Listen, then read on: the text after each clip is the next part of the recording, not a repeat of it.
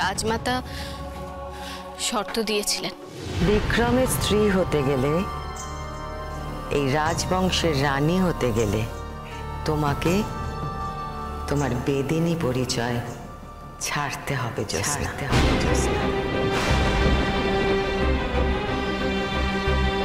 আমি এই শর্ত মানতে পারিনি, তাই বিয়ে ভেঙে দিয়ে চলে এলাম।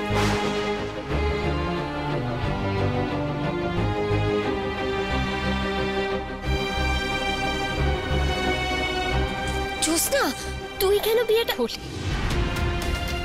তোরা কেন করেছিলি এসব? আমি তো তোদের বলিনি এসব করতে, আর আমাকে না জিজ্ঞেস করে এসব করেছিস কেন? আর সাজাস না তত্ত্ব।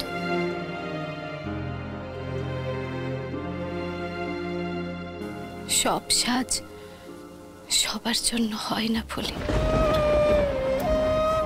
সাজের জন্য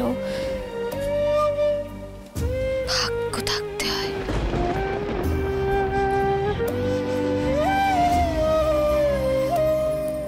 আমার আর রাজকুমার বিক্রমের কোনোদিনও বিয়ে হবে না।